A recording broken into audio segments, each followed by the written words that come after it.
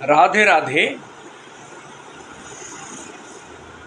মহাজনগণ এর তথ্য অনুসারে আধ্যাত্ম সাধনার আলোকে এটা উপলব্ধি করা যায় যে কোনো সাধক যদি ৩৫ দিন বীর্য ক্ষরণ না করে বীর্য সংরক্ষণ করেন, তাহলে সেই বীর্য ওজধাতুতে পরিণত হয়। ওজধাতু অষ্টম ধাতুর আশ্রয়স্থল। মহাজনগণ বলেন যে শক্তি যদি না আসে বা শক্তি যদি না থাকে তাহলে ভক্তি আসে না।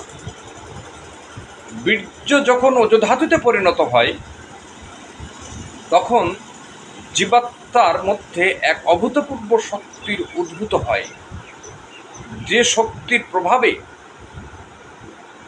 গুরুর আধ্যাত্ম প্রাণায়ামে, গুরুর প্রদত্ত বীজের দ্বারাই সেই জীবাত্মাকে পরমাত্মামুখী করা যায়।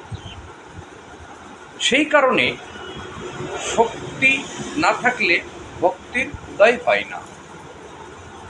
পিতৃধনের যদি যত্ন না করা যায় তাহলে পরমাত্মার খোঁজ পাওয়া যায় না।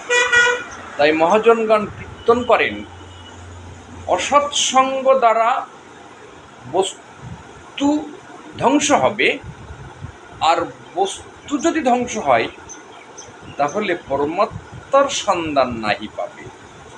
তাই শাস্ত্রে মহাজনের বাক্যে পুনঃ পুনঃ ব্রহ্মত্ব ধ্বংস না করে সেই ব্রহ্ম বস্তুকে সংরক্ষণের কথা মহাজনগণ আধ্যাত্ম গুরুরা উপদেশ দিয়ে থাকে।